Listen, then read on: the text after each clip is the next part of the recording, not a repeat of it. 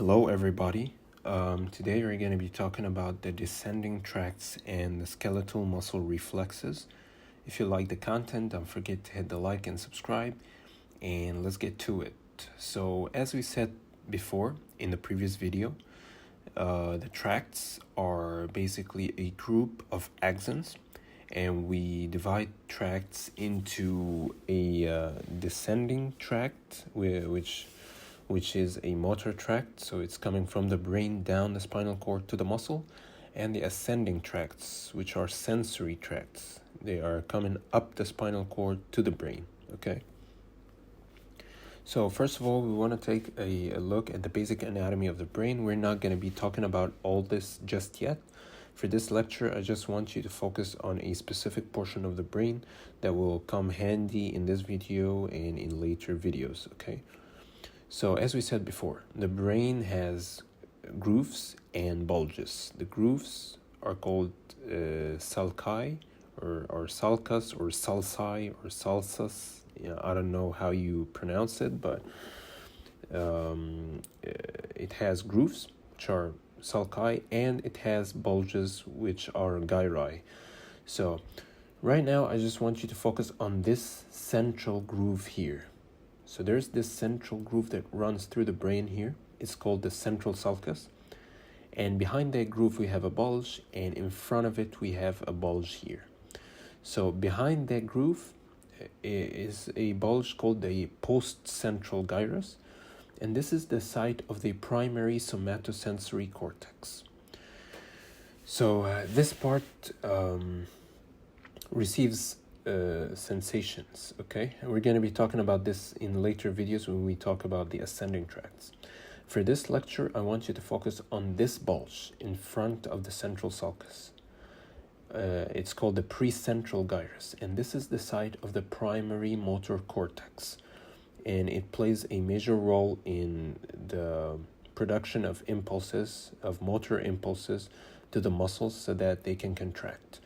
And this portion here in front of the primary motor cortex is called the premotor cortex, and it plays a role in the planning of motor movement. So this is basically area 4 and this is area 6. You don't have to memorize numbers, but it's out there if you want to know them. So yeah, that's it. The central sulcus, this is the primary motor cortex, responsible for motor movement. This is the premotor cortex, responsible for the planning of motor movement. Okay? All right. So if we go underneath the cerebral cortex, there are certain descending fibers here called the corona radiata. They diverge to form something called the internal capsule. We're going to be talking about those in depth in later videos. But for now, just know that the corona radiata fibers form the internal capsule, and the internal capsule has an anterior, central, and posterior part. The anterior part is called the anterior limb, the posterior part is called the posterior limb, and the central part is called the genu of the internal capsule. Okay? So, below the brain, we have this structure here which extends into the spinal cord, and it's called the brainstem. It's composed of a midbrain, pons, and medulla, and then it extends into the spinal cord. So today we're going to be talking about the descending tract. It's called the lateral corticospinal or pyramidal tract, and we're gonna know why it's called that. And the basic concept of this tract is, as we said before, this is a descending tract, so it's a motor tract. So the basic function here is that we send an impulse from the brain to the spinal cord to the muscle, okay? So to do that, we're going to need a couple of things. We're going to need an upper motor neuron in the brain, and this is the site where the motor impulse is going to be initiated. And this upper motor neuron is going to send the impulse to a lower motor neuron, and then this lower motor neuron is going to send the impulse to the muscle it wants to contract, okay? So we have an upper motor neuron. It will give the impulse to the lower motor neuron, and the lower motor neuron is going to give the impulse to the skeletal muscle. So what is the upper motor neuron that that's responsible for the initiation of the motor impulse? Well, we mentioned that before. It's primarily the primary motor area or the primary motor cortex, and to a lesser extent the premotor area, which we mentioned previously, which is the site of the planning of motor movement. So the upper motor neuron is the motor area, and to a lesser extent the premotor area. So certain cells in the motor area called the pyramidal or bed cells, those act as the primary initiator of this descending tract. Okay, so they're called the pyramidal cells, and that's why we call this tract the pyramidal tract. Okay, and we call it the lateral corticospinal because, as we're going to know later, this tract is going to be descending laterally in the spinal cord.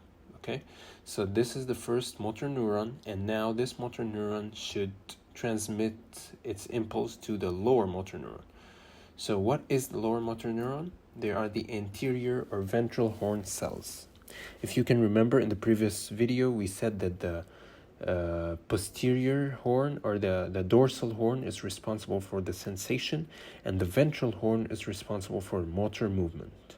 So here the ventral horn cells are going to act as the lower motor neuron, which will send impulse to the skeletal muscle so that it contracts.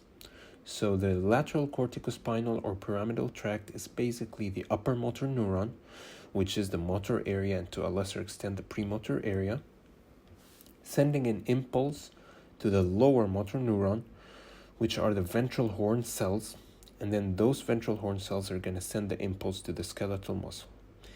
Now, obviously it's not that simple.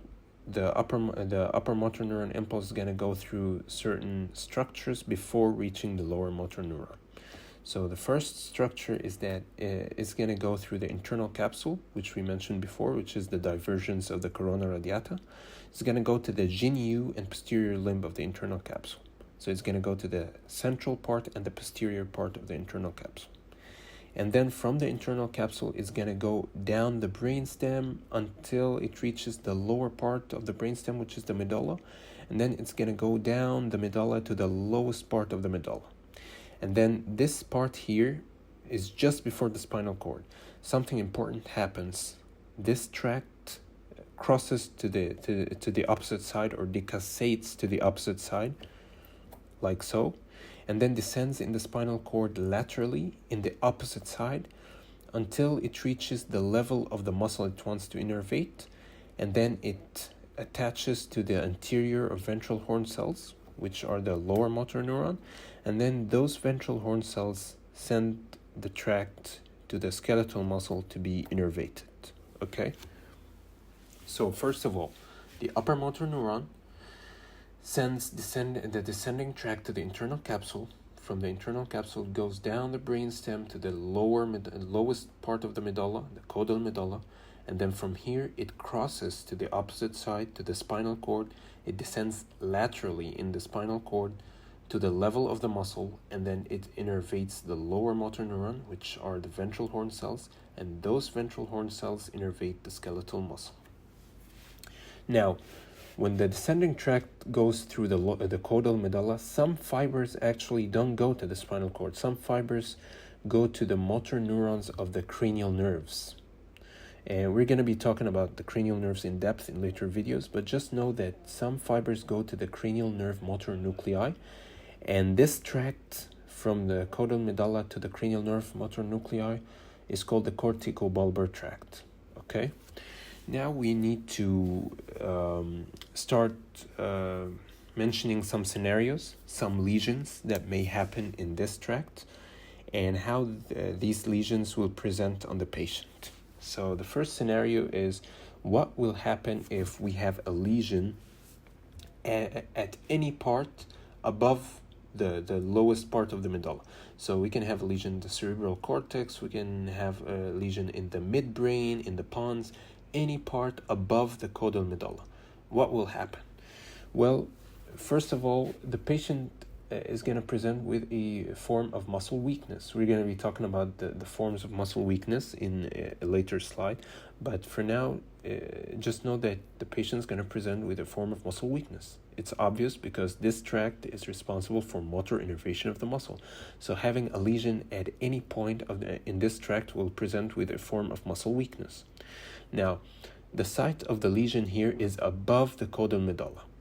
So that means that it's above this lower motor neuron, right? And this lower motor neuron is at the level of the muscle it innervates, right? So as we said before, the tract goes down and down and down until it reaches the level of the skeletal muscle, and then it attaches to the ventral horn cells, and those ventral horn cells innervate the skeletal muscle. So if we have a lesion above here, this is above the level of the skeletal muscle. So the paralysis or the muscle weakness is going to happen below this level, right? So now we know that this lesion here will cause a muscle weakness below its level. Okay, this is the first thing that we know from this lesion. Okay, the second thing, we said that this lesion is above the caudal medulla, and we said that after the caudal medulla, the tract crosses to the opposite side. So if we have a lesion before this crossing, so the muscle paralysis we're going to be seeing, or the muscle weakness we're going to be seeing, is going to be in the opposite side. So if this lesion is on the right side, the muscle weakness is going to be on the left side. So now we know two points here. The first one is that the lesion or the muscle weakness is going to be below the level of the lesion, and it's going to be on the opposite side of the lesion. Okay? So it's going to be a weakness on the contralateral or opposite side below the level of the lesion. Okay, the second scenario. What if we have a lesion below the caudal medulla or in the spinal cord? So the same concept. Let's take it step by step. So first of all, this is a level above the level of the skeletal muscle. So the lesion happened before reaching the ventral horn cells. So this muscle weakness is going to be presenting below this level of lesion. So this is the first point. The second point, here we don't have crossing. The tract has already crossed. So the lesion is going to be on the same side, on the ipsilateral side of the lesion. So a lesion here is going to be presented with an ipsilateral muscle weakness below the level of the lesion. Okay? The third and final scenario is what will happen if we have a lesion in the ventral horn cells or the nerves coming out of the ventral horn cells to the skeletal muscle. Well, this here, the ventral horn cells and the nerve coming out of it, or the nerves coming out of it, are at the level of the skeletal muscle. So in this lesion, the muscle weakness is going to be at the level of the skeletal muscle, and obviously the tract has already crossed, so the lesion, the muscle paralysis is going to be on the same side, or the ipsilateral side of the lesion. So in this scenario, we're gonna have ipsilateral muscle weakness at the level of the lesion. So to recap, if we have an upper motor neuron lesion, so an upper motor neuron lesion is basically a lesion at any point of this tract before the ventral horn cell, before the lower motor neuron lesion, right? So if we have a lesion anywhere along this tract here before the ventral horn, we're going to have a weakness below the level of the lesion, okay?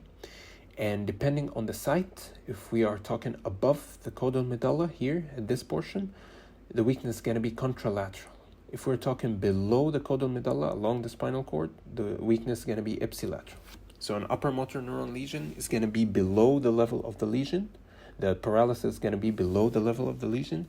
And if it's above the caudal medulla, it's going to be contralateral weakness. If it's below the caudal medulla, it's going to be an ipsilateral weakness. And a lesion of the lower motor neuron here, whether it's the ventral horn cells or the nerves coming out of the ventral horn cells, is going to be an ipsilateral weakness at the same level of the lesion. Okay? So now we want to talk about the concept of the muscle tone and the reflex. So the muscle tone basically is a form of a low-grade contraction, continuous contraction. It's a spontaneous low-grade contraction on the muscles, and it provides a form of nutrition to the muscles, and it's important for maintaining our posture. So this basically happens due to the fact that all of our muscles in the body are shorter than the distance between their origin and insertion. So what I mean by that is, let's look at this muscle here. This red part here is the muscle, and above here is the origin of the muscle, and below here is the insertion of the muscle. As we can see, this red portion here is shorter from the distance from this origin to this insertion, right? And the origin and insertion provide tendons that attach to this muscle here, and because the muscle is shorter, this tendon provides a form of tension or stretch on the muscle, and this tension can be sensed by a portion of the muscle here called the Golgi tendon organ, and this sensation is transmitted through the nerves to the dorsal horn. As we said before, the dorsal horn is responsible for the sensations, and then from the dorsal horn it reaches the ventral horn, which is responsible for motor innervation, and from the ventral horn the nerves cause the muscle to contract. Okay, so this stretch causes a continuous contraction on the muscle. Now, obviously, the contraction is not severe, otherwise the patient will have hypertonia and might have spasms. So there are some feedback inhibition on this muscle tone circuit. We mentioned one of them in the previous video, which is the Renshaw cells, the inhibitory interneuron, or the Renshaw cells, which can be damaged by the tetanospasmine neurotoxin. And there are other inhibitory signals coming from the pyramidal corticospinal tract and the extrapyramidal system. We're going to be talking about the extrapyramidal system later, but there is a form of inhibition on this muscle tone circuit from the pyramidal and extrapyramidal system. So an upper motor neuron lesion will damage the pyramidal system's inhibitory input, so this will cause an increase in the muscle tone and will cause an hypertonia. It will be presented, if the damage is in the pyramidal system, it will be presented by something called the clasp knife spasticity, and if the damage is in a structure called the basal ganglia or the extrapyramidal system, it will be presented with something called the cogwheel rigidity. And we're going to be comparing those two in a later slide. Okay, so an upper motor neuron lesion will cause a loss of the inhibition on this muscle tone circuit, and this will cause an increased tone in the form of clasp knife spasticity, or in the case of extrapyramidal system lesion, a cogwheel rigidity. Now, a lower motor neuron lesion, we basically have a lesion in the ventral horn, or the nerves coming out of the ventral horn. This will cause a decrease in the muscle tone.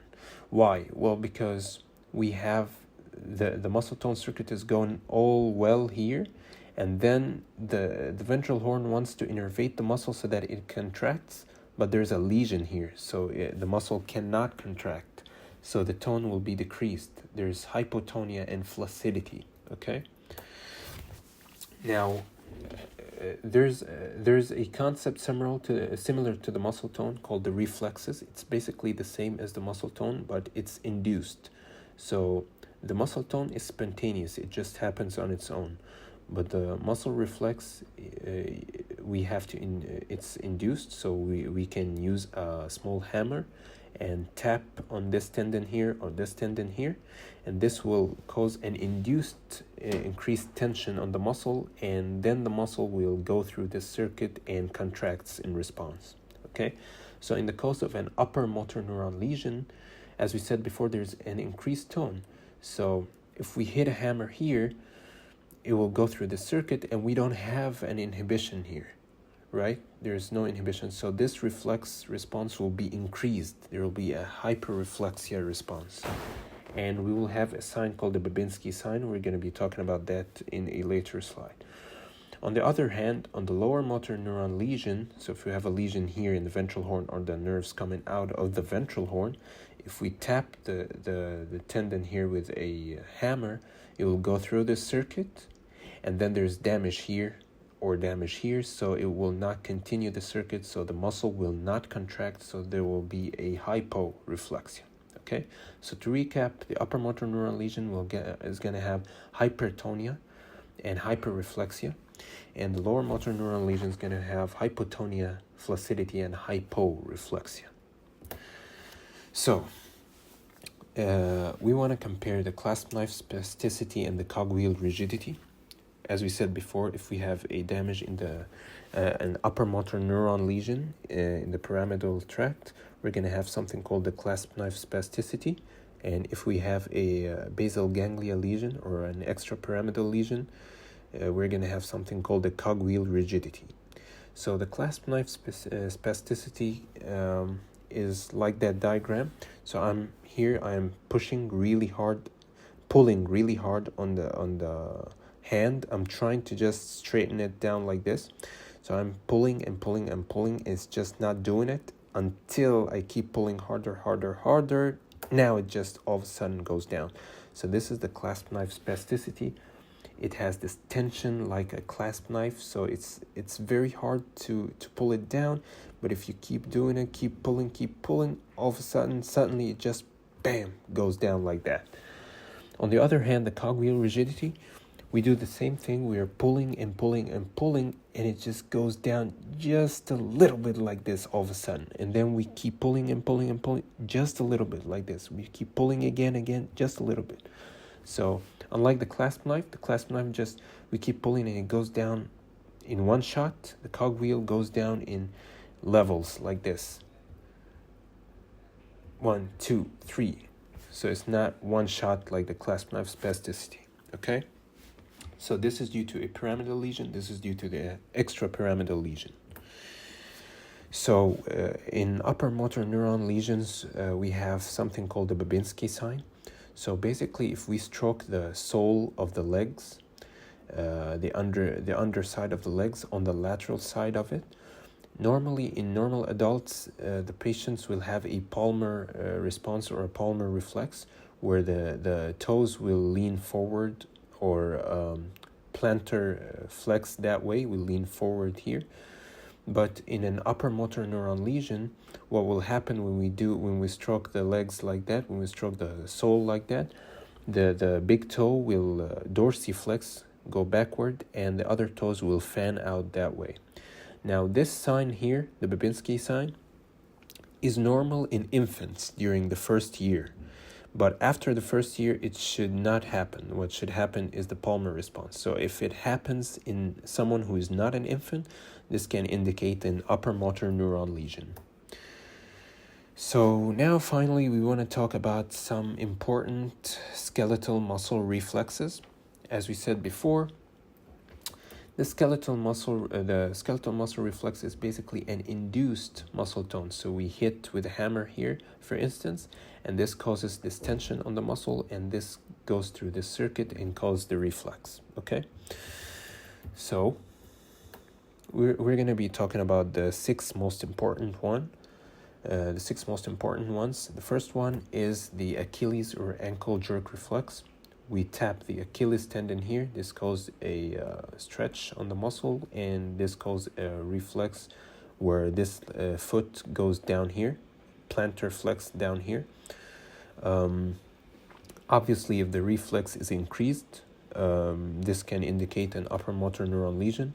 If the reflex is decreased, this can indicate a lower motor neuron lesion. So this reflex is provided by the tibial nerve through the S1 and S2 spinal roots. There's a stupid mnemonic here called S1, S2, buckle my shoe. If it helps you, it helps you.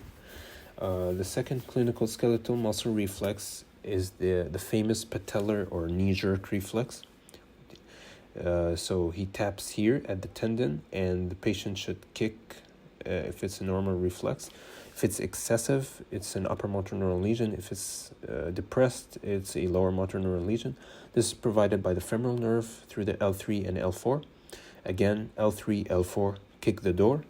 The third one is the biceps and brachioradialis reflex.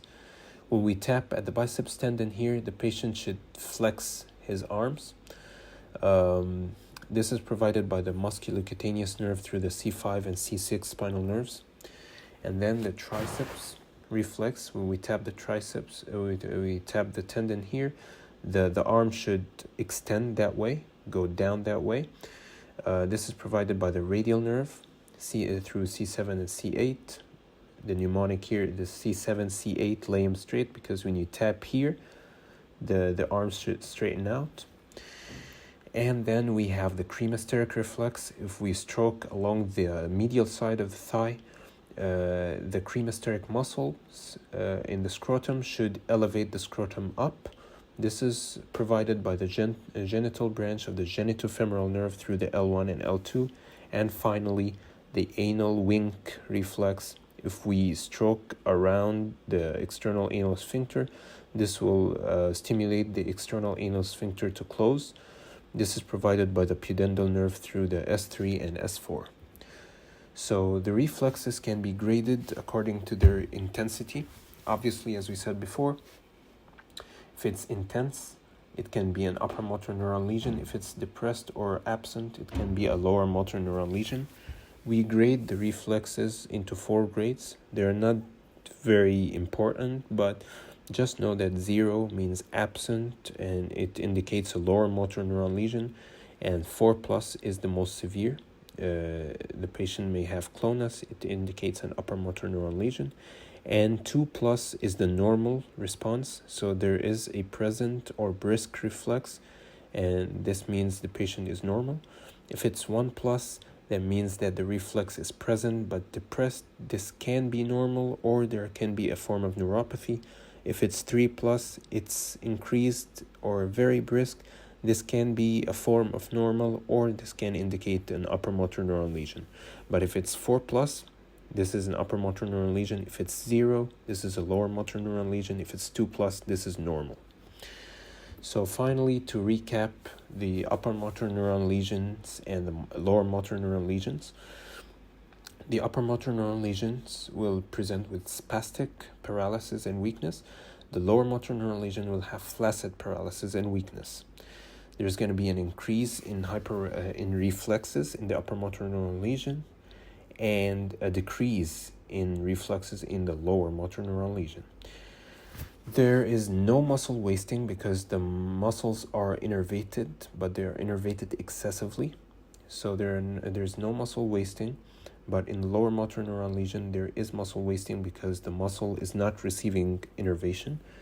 But an important thing to realize in the upper motor neuron lesion, yes, there is no muscle wasting, but this muscle, the patient will not be able to use this muscle because it's paralyzed due to the extensive contraction. So later during the course of the disease, the patient may have a form of atrophy in the muscle called disuse atrophy because he's not using his muscles. The lower motor neuron lesions may present with something called fasciculations. This happens due to denervation. Sometimes when there is an irritation of the anterior horn cells, this can present with fasciculations.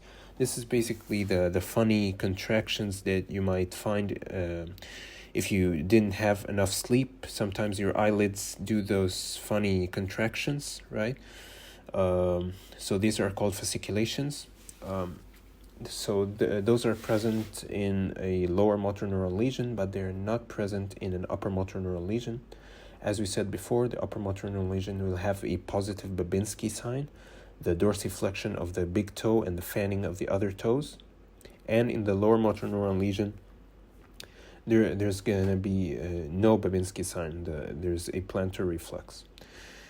And to recap the paralysis, when we're talking about an upper motor neuron lesion, the paralysis is always below the level of the lesion.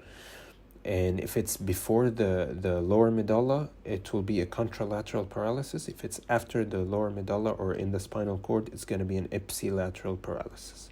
And the lower motor neuron lesion is always ipsilateral at the level of the lesion.